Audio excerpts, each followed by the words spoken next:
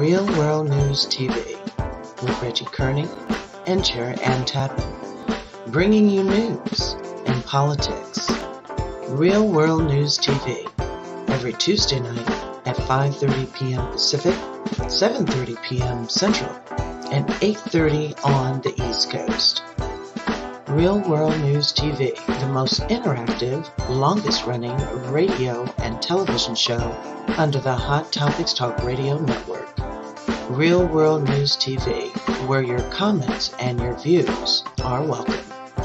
Real World News TV, news for us, by us, that affects us all. Real World News TV.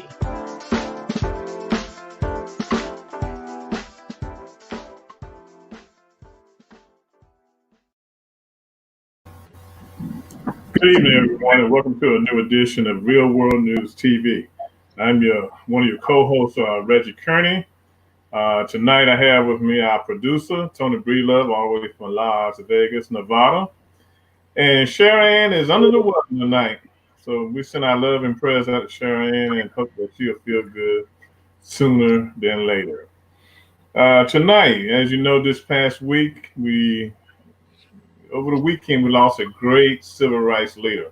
And we actually lost two civil rights leaders last week. We lost Reverend C.T. Vivian, who was a great civil rights leader. And, he received an accolade from Dr. Reverend Martin Luther King Jr. one day. And when he told him he was the best preacher he ever heard, that he ever known. And that was a great accolade coming from another great preacher in the form of Dr. King. But we lost Congressman John Lewis this past week. The guy was awesome. He was awesome. He was the baby of the civil rights group. He was the last remaining member of the Big Six. Yeah. The big guys. Okay, he was a little guy amongst the big guys. Yeah. So we lost a great civil rights leader, and he was a person who he fought hard.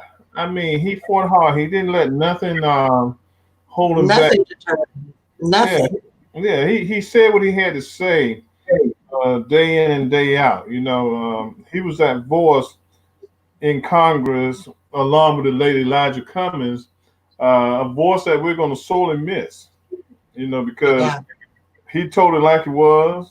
Like it is, and he never pulled any punches, so he's been getting a lot of accolades from around the country, around the world, from people who knew about the things that he was doing. And like I said, he's really going to be missed.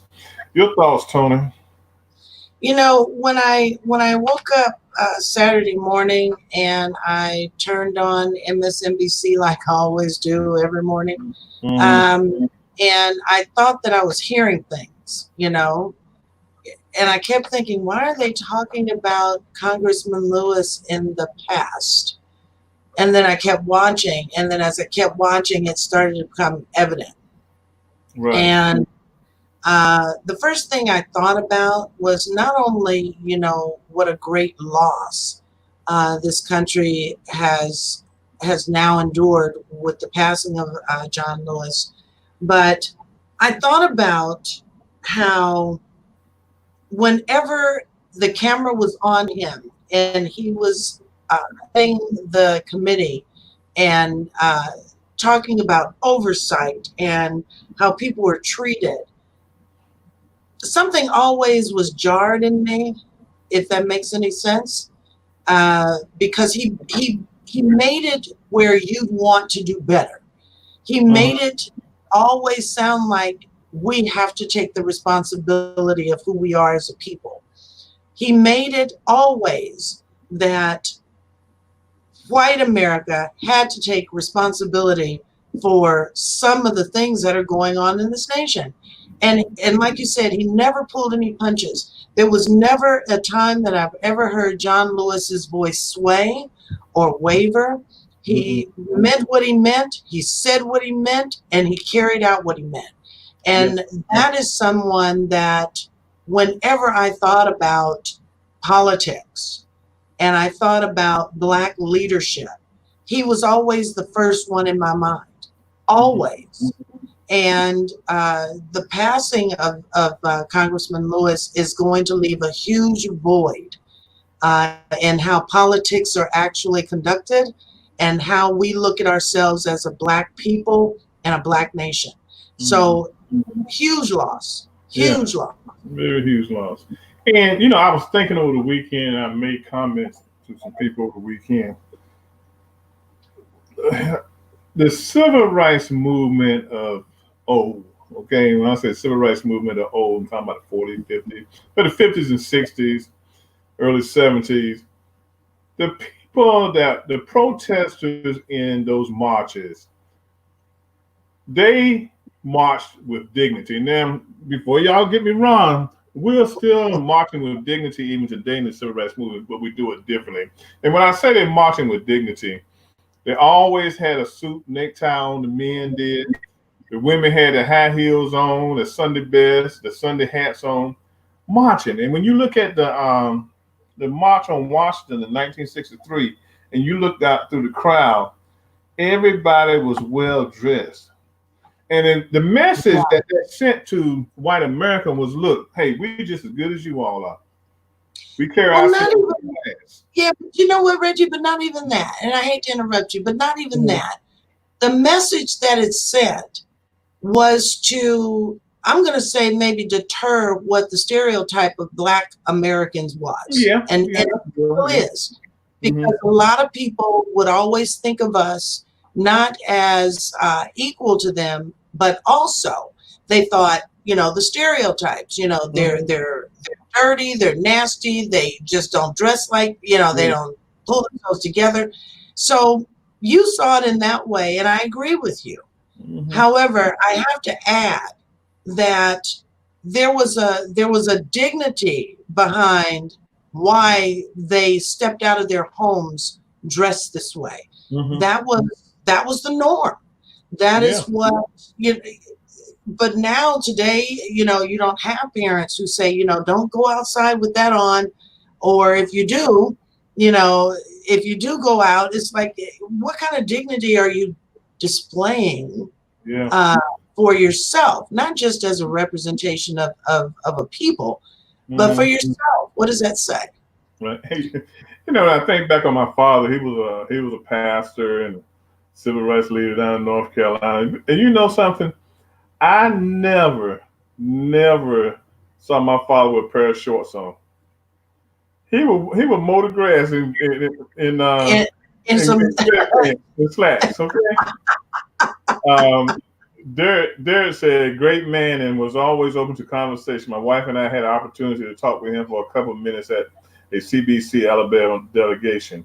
Although he represented Georgia, it was a joy for both of us to talk about Birmingham and listening to his boyhood days. Thank you, Derek. Yeah, so the black men that came along that time, that's how they were. That's how they were. They dressed. Regardless of what they were doing, they was always dressed. And I know as a young man going out looking for jobs in the summer as a teenager, I had to wear a shirt and necktie. Everybody else would go job hunting looking like anything. My father would let me out of the house going looking for a job with no t-shirt, shorts on, okay? And, so you look at his early start, if you look at the history behind the congressman, he got involved when he was 17 because of what he saw was going on in his home state, and it was disappointing to him. And, and God blessed him mightily with a spirit of discernment and a gift that he had for years, to go out there and be able to march and to try to make a difference. And that's what all he wanted to do was make a difference, make a change, blacks here in America. That's all he wanted to do. Right. But you know what I find so amazing is that, because when you mention his age, I don't think I know of any 17-year-old that is out there fighting like John Lewis was amongst, greats of the civil rights. I don't think I could name one who would dedicate his life to making a change. I haven't heard of one. Yeah. But then to think about him at the age of 23 being the youngest person there at the March on Washington, and for him to deliver a speech that was powerful. Yeah. So, like he was running with the big boys, or he had somewhat of age on him. But for him to deliver a speech at the March on Washington at the age of 23, absolutely amazing.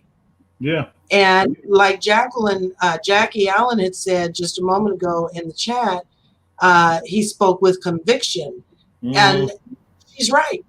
And for him to make that speech at that age tells you what kind of man he was, and he was grooming himself to be. And I think it's astounding. And I'm just looking forward to seeing how the next young person comes along and makes that kind of insertion into history. Yeah. Because those are some huge, huge shoes to fill. Yeah. And when you look at him, that wasn't even the speech he was going to give. He was going to give a Black Lives Matter speech, and they told him, "Look, young man, you need to pull back. You need to tone your rhetoric down, because it ain't want nothing to happen. Yeah, something might have happened at the march, or somebody might have been offended, because at the same time, you got to realize they were working to try to get a civil rights bill passed and everything. And the last thing they wanted to do was alienate the whites of the DC establishment." And why they're trying to get that, because the first thing I can see a white person saying, well, you hear that fiery young man preaching all this rhetoric at the march, y'all need to get rid of him. If y'all want to get something going and get this civil rights bill passed, we're going to have to ask that y'all get rid of him. But still, he was on the money. Even when he rewrote it, he still was on the money. Yeah. But, it was something amazing. Over the weekend, I had my cousin over, and Yvonne's daughter, and we were sitting here, and we were talking about, because of course MSNBC was on, and we're talking, catching up, and she said, I really didn't even know anything about John Lewis coming up, and I was so shocked. I was like, really? And so we started our conversation around that. But she said civil rights leaders of that magnitude were never a part of the curriculum or never taught in school. So a lot of times, when we have these great leaders such as John Roberts, I'm looking at his middle name, John Lewis, who has come up amongst the ranks of such other greats, it's hard to believe that parents are not teaching their children today about what we've seen, what we've been a part of. Yeah. And I've taught my kids the Black history, and they've picked up more as they've grown up to be adults. Right. Because one of the problems I had, when my daughter was in the 10th grade, she brought her social studies book, history book home. I looked at it, they only had 2 pages of Black history in there. That's all they had. They didn't talk about the civil rights movement or anything like that, No. And the curriculum has really changed. And I think in the schools, and some schools do have Black history courses, depending on public schools where you attend. And, most African American HBCUs have a Black history course, and they even have a major that you can get in Black history studies. Right. But more of the Black history has to be taught, and the parents have to do it. The churches have to do it. The sororities and fraternities have to do it. Anybody who's dealing with Blacks, they have to teach Black history. Okay, we have to instill in our children how they got to this. Okay, one of the things you have to realize too, the law that gave us a right to do what we wanted to do, the civil rights, passed the Civil Rights Bill in '64, has only been around for 56 years. that's we've only had a legal a law that legally gave us our rights for 56 years. Okay, and to get to that point, the Big Six and everyone else involved had to fight to get to that point. And so we need to teach our young people the history because they take it for granted that this was something that was done 100 years ago. No, it's just It's still happening now. Yeah, I'm looking at. It's just Yeah, I'm looking at myself. I was only 6 years old when the Civil Rights Bill was passed, and I was reflecting on Sunday, and I was going to call my mother and to find out how it felt the first time they were able to really vote without a whole lot of intimidation and having to pay a poll tax or count how many jelly beans were in a jar. Because that had to be something. Then the following year, the Voting Rights Bill was passed. These bills, I haven't even seen. I was a little kid when these bills were passed. Yeah, for us to be able to have our civil rights and for us to be able to go vote. And that there tells you that if you can say, I was a kid when this was passed, I was a kid when this was happening, and put it in perspective that it's really not that long ago. It's not. It's not that long ago. It's like looking at yesterday, But I have to agree that us as parents, Black parents of color, we have to start teaching our children our history. And maybe if we put it in a light that it's not necessarily history, but use that as some comparisons of showing this skin color that you have is something to be proud of. Let me show you why. Because there are more advances that had come about from Black men and women forever. Yeah. And those are things to be proud about, and if we teach our children this of how you should be proud of yourself and why, they don't necessarily look at it as being history. Because when we try the word history, it sounds like, oh God, now they're trying to teach me something else. I don't want to learn anything else. Yeah. But if you use it as a measure of showing them why they should be proud of themselves, because then they can see themselves in someone else that bears that same skin color. Yeah. I think that it would be a little bit more successful. I really do. The simplest of things. White people got to realize you wouldn't have potato chips if it wasn't for a Black man. Okay? Your Lay's and your Buffalo and all that kind of stuff. You wouldn't have potato chips if it wasn't for a Black man. We'd be running each other down in the streets because there would be no traffic lights. Yeah. I mean, we wouldn't have the blood plasma that they're hoping that would work on solving the COVID-19. And then for a Black man. If it wasn't for a Black man. Right? And let me tell you something. I think, what was his name? I think it was Dr. Drew Jarvis. But he was in a car accident in North Carolina, not far from my hometown where I grew up. And if I'm not mistaken on my history, he passed away because there wasn't a hospital in the area that would take him because he was a Black man. Joe Johnson, there's a sign outside my hometown where he was in a car accident in my hometown, North Carolina. Again, no hospital would take him. The funeral director there in my hometown had to put him in the hearse, on a stretcher in the hearse, to take him to the hospital because the white ambulance company wouldn't take him to Raleigh. Okay? Another thing, we wouldn't have GPS if it hadn't been for a Black lady. Or a Black woman. Yeah, and she, and the base that she created the GPS is a naval base in Dahlgreen, Virginia, which is about 12 miles from me, from where I live at. So we have a lot of history out there. We got to teach our young people the history. I mean, we Right. have a history channel. We need to have a Black History channel. Yeah, I mean, we really do. could keep it fresh. We could keep it fresh and new 24 hours a day. That's what I'm talking about. That's how much history we have. You Yeah. know, they've got a movie coming out.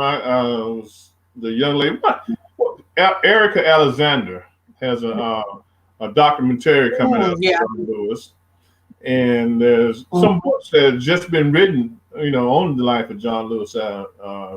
Probably hitting the book stands as we speak. You know, so it's a lot of history out there, but he was one for the history books. Yeah. You know, and to see but him. I just wish, Reggie, that more young people had an opportunity to really sit down while they're on their phones and on their tablets and on the computers, you know, looking up the greatest rappers and, you know, the lyrics of the rappers. Try and type in John Robert Lewis and listen to some of the things that he has done over, you know, the years, and listen to some of his speeches, because I'm sure that by listening to those speeches, something will hit home. Yeah. Just like it did for me, and I'm sure for you and so many other people, but it will hit home if only they do that. Yeah. And just to think, there are whites out there who want us to leave America, pack up and leave. Okay, I mean, I'll leave, but this is what I want y'all to do when I leave. I want y'all to give me everything that we created, that we invented. Give that to me and then try to run this country. Yeah, yeah, you know, exactly. Cotton gin, you know, a Black man invented. It's just so many things out there that we invented that you want us to leave, give us everything we got. We taking everything. You know, y'all ain't not gonna have left with dust. They'd be left with dust. That's all. Because they you know, what have they invented? Give me something that a white man has invented. Well, they did do the telephone, okay, but we did the cell phone, okay. Yeah, but what was it I was reading? Oh my God! It had to do with the invention of the light bulb. Well, that was what was it reading? Because Edison. Yeah, Thomas Edison was one. Yeah, but he took the invention, made it his own, but it was something that had to do with the conductor of making it actually work. That was invented by Black man. He probably took it from Black. Excuse me. It wouldn't have been working. Yeah, he probably took it from Black man. Then check this out. The first person to reach the North Pole is from the area where I live at, Charles County, Maryland. Matthew Henson. Okay. Matthew Henson. Yeah. What haven't Black folks done? Okay. I think that is why over the ages that we have been so feared, you know, and pushed back and held back with their knee and their foot in our neck because they understand the greatness of who we are. If it weren't for us, a lot of things, I mean, we turn on the TV every day lately and we see the White House. That portion of Washington was created, and architect was a Black man. Yeah. The slaves actually built that White House. Yeah. You know, so it's nothing that I don't think that we can touch or see that you can say, oh, geez, that's another thing that was invented by a Black man, a Black woman. We had our hands in everything that we can imagine, you know, and I'm proud to even have lineage that is connected to Black history. You know, Sarah Walker, Madam C.J. Walker, Sarah Breedlove was my fourth great aunt. You know, the invention of Black hair care products, you know, and perfecting that. You know, it just goes on and on. that we have had our hands in everything that you can imagine. Mm-hmm. So I just wish that young people could take hold of it and feel good about who they are, because that's what they come from. Mm-hmm. We come from That's what they greatness. come from. Yeah. We come from Yeah. greatness. We come from Yeah. greatness. And, I think a lot of times the white community hates to acknowledge the fact that we come from greatness. Because when you look at Tulsa, Oklahoma, and you look at Rosewood, you look at the places, the Black Wall Street, and the Black Wall Street that was in Durham, North Carolina. These communities and businesses and areas were built by smart Black men and women that knew what they were doing. Look at Madam Walker. Look at what she did. Y'all didn't have it. And it's not even the matter. And I think that's the thing that strikes me most about Madam is that not only was it the invention of a hair care product that put her on the map, it was her ingenuity to get it sold, to share what she was doing. But also, in addition to that, it was the ingenuity of putting Black people to work and taking them away from the dependency of that white dollar. That is what strikes me, I think, the most with Madam. Because she thought enough, even though she was trying to create wealth for herself. That was the big thing for her.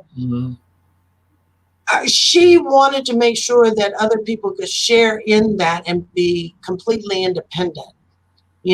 Putting Black dollars in the household, making sure that those Black dollars were recirculated in her community, giving someone a piece of self-worth was the thing. And I think aside from just the hair care product, those things are the things that strike me more than anything else. And I think that's part of the reason why I strive so hard to do all the things that I do. Because I cannot let that lineage down. That's a huge lineage to follow. But I'm going to do my damn best, and I'm going to do my best, because who would I be to tear down what she has already built, So I just wish that other people had that same ingenuity about themselves and what they do. I mean, my quest to be involved in social issues and the civil rights movement and be involved in politics, I was influenced by my father because I saw what he did in our community, and that's what I wanted to do. And that's why I've been in politics. I've spoken up for different issues that I felt like were wrong. In the community. That's how I've lived my life. And I'm so glad now that the young people are coming along to pick up the mantle, and to run with it. They got a way of doing their own thing, okay? I mean, they definitely got a way of doing their own thing, but I think at the end of the day, the end result is what we're looking for, and because what but these young people now, they have something that, even though I think as when we were coming up in our era, and we were militant in some ways, right? Well, in a lot of ways. I know I was. These young people now, it's just something different. And I can't put my hand on it, can't put my finger on it, can't quite call it what it is, but they have it's like a yearning to see a change. And I'm not talking about just Black kids. I'm talking about white kids, because you got to remember, we're living in a different time. Black kids and white kids, they mix together better today than they ever have, I think. And I might be wrong, but this is just something I see. You have more interracial marriages. You have more families who have, just about everything in their family. So these young people see that there is no difference. And that's why, excuse me, that's why you have more young white people out there than you've ever seen before. Mm-hmm. They're just different. And I believe, like you said, that they are going to carry this torch to a place that we have never seen. Will it be in our lifetime? Probably not. But I have true faith, and I just have that feeling that they're going to turn this planet around, not just here in the U.S. Mm-hmm. They're going to turn this planet around.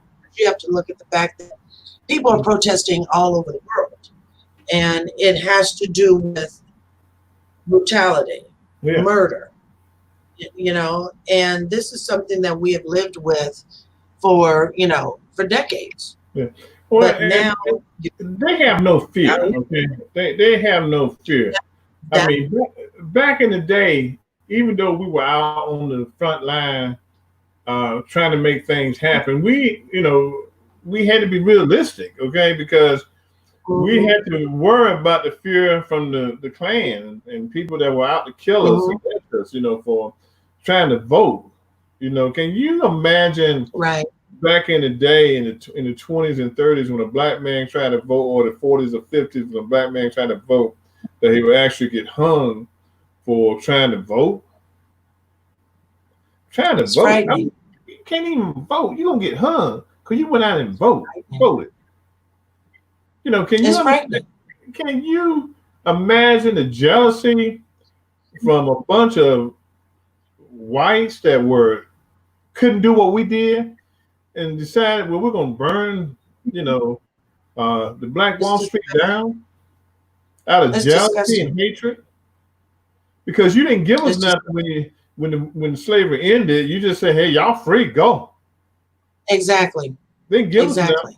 But we were able to build up and depend on our own community, and you burnt it down out of jealousy. Can you imagine the number of, how they felt after doing Reconstruction, when so many African-American men were getting elected to office as senators and congressmen and governors in some states in the South, and they got jealous of that because they said it was too many of us. Yeah. State House. Up on Capitol Hill, it was too many of us. And they started that was the time. And that's why I don't understand. For running for office. Yeah, but I can't understand why today, because these are the things that these young people are out here marching and protesting for, is that equality.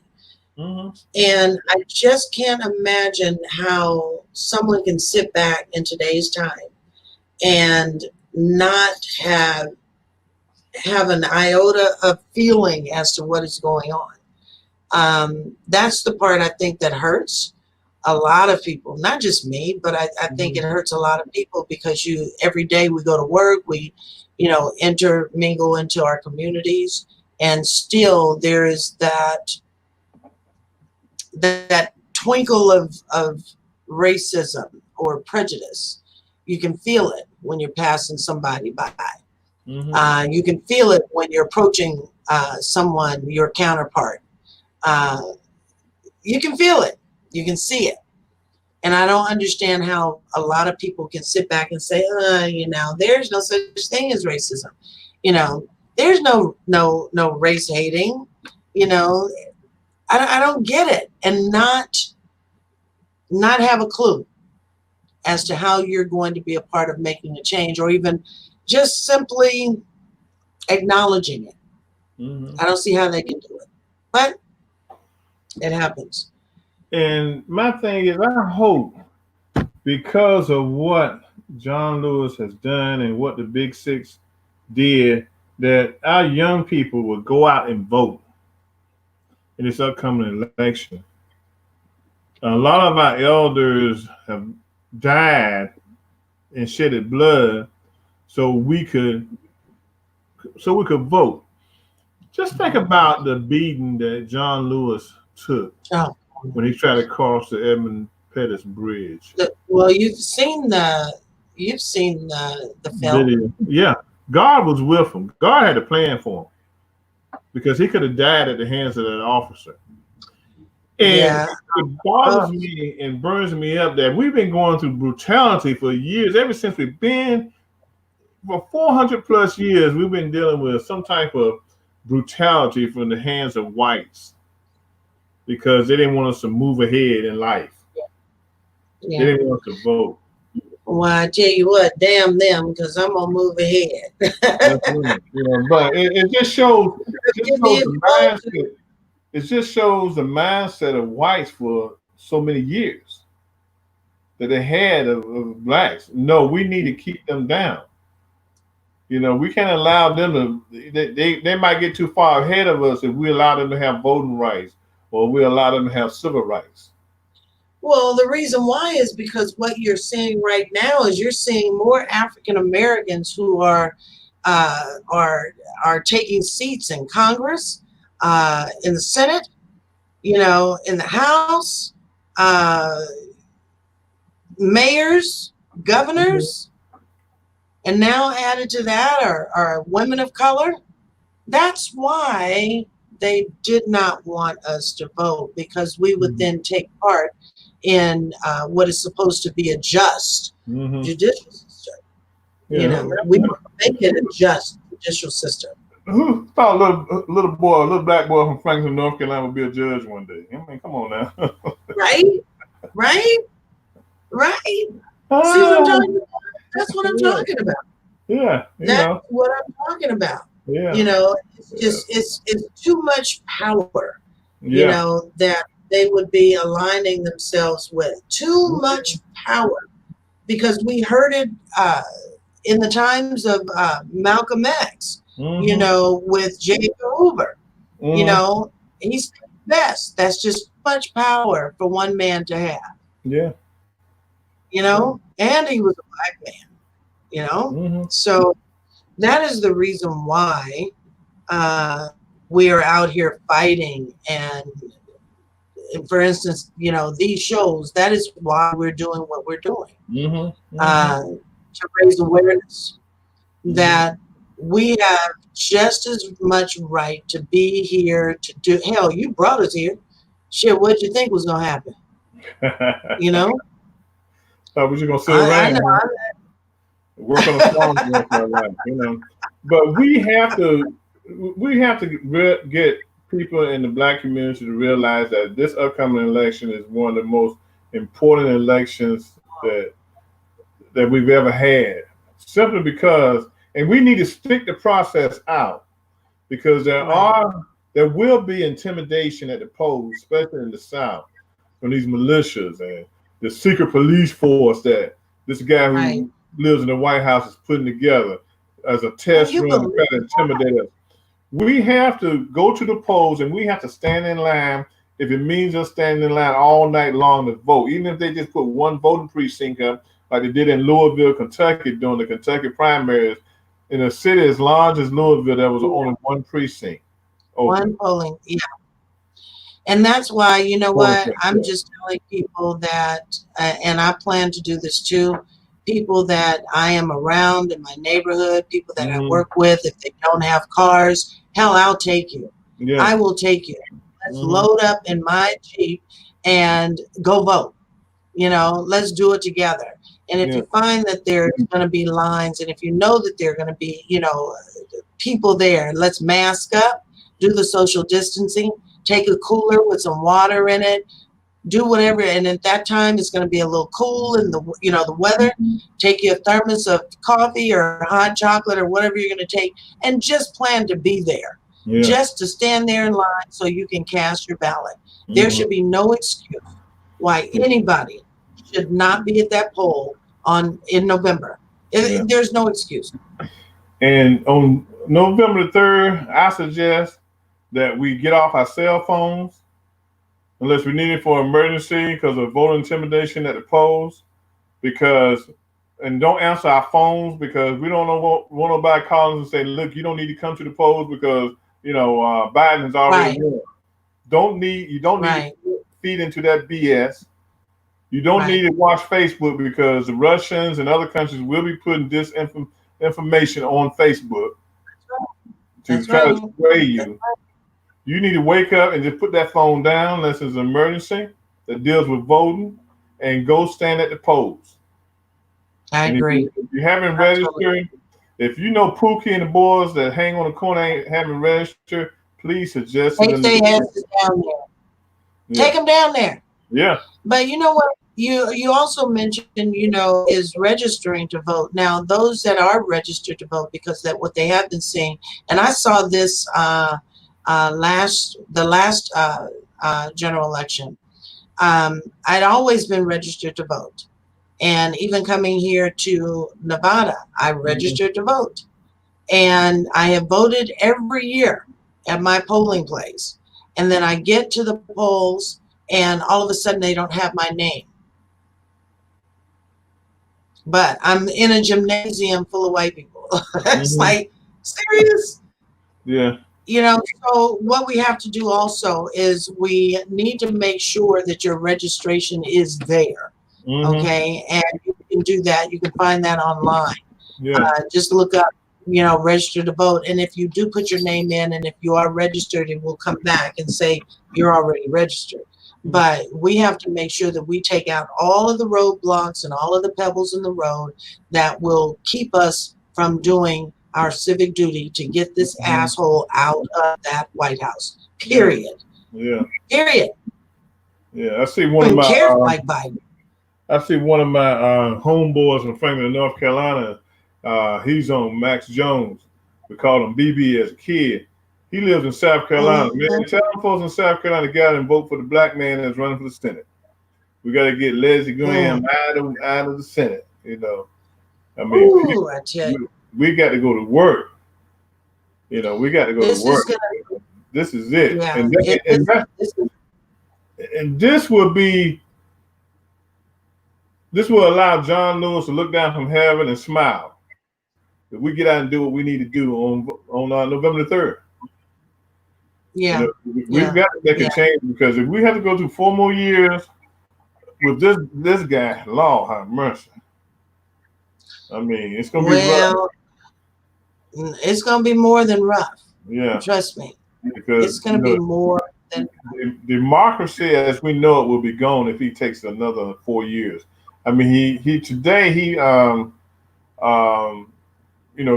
signed an executive order that basically says, look, don't count undocumented immigrants as part of the census.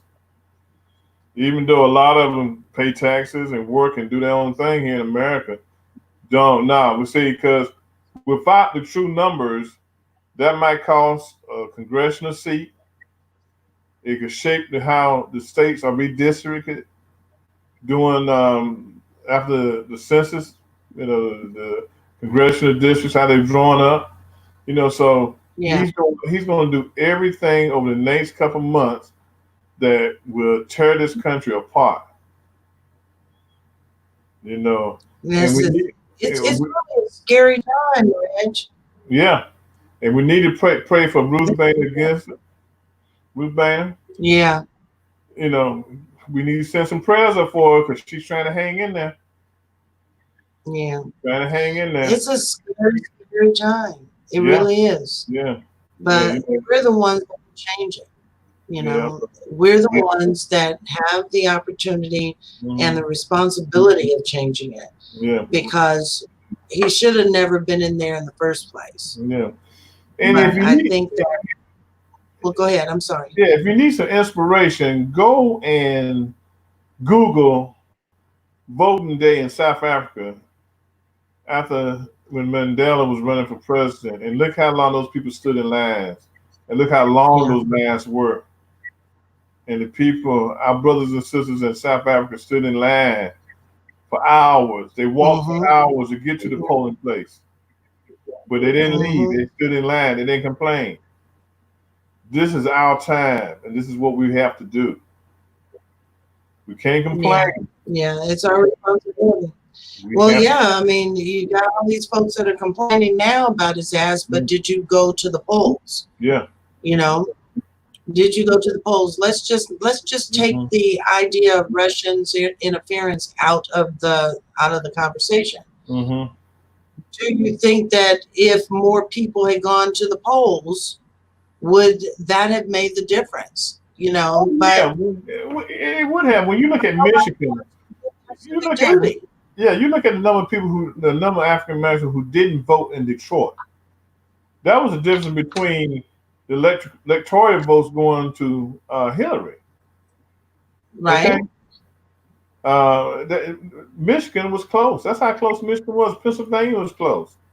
Look at the people who didn't vote, African Americans who didn't vote in Philadelphia and Wisconsin, because they didn't care for Hillary. They definitely didn't care for Trump, but they didn't care for Hillary. So they said, hey, it is what it is. But we have to understand the process. We have to understand the process. Even though a candidate might win the popular vote and blow somebody out, it's the electoral college votes that count. That counts. You know, and that's how the whole thing got messed up. Hillary took Michigan for granted. Well, I know one thing. Something's got to give. Something has got to give, and we're the ones that have to give. Yeah. And that means going to those polls, casting your ballot. Like I said just a minute ago, I really don't give a shit that you don't like Biden or you don't agree with his policies or whatever your thing against him. But what we have right now and what we would get in Biden would be a far cry greater than where we are right now. And everything that we are surrounded with in the news, I mean, just look at COVID. I'm sure that people that are listening in right now know someone or is related to someone who has contracted COVID or died. And you've got someone in the White House who really does not give a shit. He does not give a shit. And that is evident by his action when you see governors and mayors all across the mainstream media, the news feeds, begging and pleading for a solution, some sort of resolution to make this stuff come to a cease or slow down. And you have no reaction from a man that, I won't even call him a man. You have no reaction from this person who has been elected into office to lead your country and lead the land of which you live. Yeah. And you are going to say you don't like a certain candidate? You need to get the bastard out that's in that White House right now. That's right. By any means necessary. That's right. My homeboy, Max Jones down in South Carolina, says, take full advantage of absentee and early voting, mail or in person, particularly for our elderly population. So if you know someone that's elderly that they might not be able to get out on November 3rd, go get them an absentee ballot, have them fill it out and get it turned in. Absolutely. We've got to, because when you look at the states that can swing this race, Florida, Michigan, Wisconsin, and Pennsylvania, and Ohio, those 5 states, we've got to turn out. If you got relatives and friends in those states, you got to get them out. Okay, and North Carolina and Virginia. You got to get those folks out, okay? Yeah. Those are the states that are swing states that are one way or other, they can turn. We need everybody in those states to go out and vote. Right. We need to send them packing. We need to send them packing. And don't be intimidated. And we're gonna be talking more about voting on this show, especially the last couple of weeks of October. Encouraging people to go out and vote. You know, start working on it, because you know a lot of places in September and early part of October the registration will be cut off. So you got to make sure. Talk about that, Reggie, is maybe we can gather some information regarding when those cutoffs might be. Maybe we can talk about some of the intimidation tactics that are used that we see every day, but really don't even think about it. Some of the things that you see on Facebook and other social media sites, you know, that are geared to steer you away. So maybe we can talk about those things as we get closer and closer, because this is so greatly important that we cannot afford to be asleep at the wheel on this. That's right. We really can't. We really can't. what I'm thinking about, the one biggest intimidation tactic that white Republicans will use, they would challenge you at the polling place. Don't speak to them, don't talk to them, don't answer no question. If they ask you, are you supposed to be here to vote? Are you in the right place? Don't even focus Yes. on it. Don't even focus on it. Don't See, even I'm that kind of girl. Well, I say, I know you'll Yeah. you cut them out if they say something to you, but just keep it moving. What the hell you mean? Yeah, they're gonna be trying. They're gonna pull the playbook out on us. Mm-hmm. They're gonna pull the playbook out on us, Mm-hmm. And everything. And remember, when you hear people saying that he said he gonna cancel the election, the only body of elected officials that can cancel this election on November 3rd is Congress, the members of Congress. It's Congress. And remember, the Congress is overwhelmingly Democratic. Okay? Yes. So they ain't about to have it. They're not having it. They ain't about They're to have not it. having it. They gonna swat that out like Michael Jordan. Yeah. Get that out. So, we're gonna be talking about intimidation tactics. We're gonna be talking about we're gonna be doing our little bit to make sure everybody goes out and vote. Yeah, it's very important. We got to really be focused on vote. And not take it for granted. No, we're not taking this one for granted. Yeah. Like I said, I'm gonna be bugging a few people. I'm gonna get on people's nerves. That's what I'm gonna do. So if I show up at your house, that's what you gotta do. Don't call the popo. Yeah. I'll show up and drag you right to the pole. Mm-hmm. Yeah. We need to vote. Well, we have come down to the last 5 minutes. That went quick. Oh yeah. Yeah. Good conversation. Like I said, well, miss my boy. I'd say he was a man. Yeah. And I try not to get weepy. And it's not like I knew him, but I knew him. Yeah. If that makes sense. He was everybody's uncle. Yeah, exactly. Like Maxine. Uncle. Yeah. Like Aunt Maxine, she's everybody's auntie. Yeah. Yeah. Did you see the video of her stopping at a traffic stop in Los Angeles? And the guy told I don't think the guy even recognized who she was when he told her she had to move from a no parking zone. Or she was going to get arrested. Yeah, I saw it, and I tell you, I cracked up. I was like, "Go on, Auntie Maxine." I'm surprised she walked up to him and said, "Don't you know who I am, young man?" No, she didn't care about all that. She's not like that. She's just like everyday Auntie Maxine. That's it. Yeah. All right, so we're gonna go ahead and wrap this up. I've enjoyed it. It's been a fun night. Fun night. Yeah. So to everybody who had tuned in, let's see. I'm in watch party too. I want to say hello to everybody. I waved at everybody. But thank you for tuning in. All the folks that are tuned in here on Real World News TV here on Facebook, thank you. We really appreciate your support. But you can catch Real World News TV here every Tuesday night at 5:30 p.m. Pacific, 7:30 Central, and 8:30 on the East Coast, hosted by Reggie Kearney and Miss Cherry Ann Tappan, who is out today. And we are sending up our prayers for her fast recovery and hoping that she feels better. But you can catch them here every Tuesday night. Also, make sure that you head on over to our website at hottopicstalkradio.com. You can also watch the show live there, as well as catch up on some past shows. So head on over there to the website. You'll see information about all the shows, the hosts, as well as resources while we're going through this pandemic. Also, you will see ways to send show ideas to the host, your favorite host. So check it out, hottopicstalkradio.com.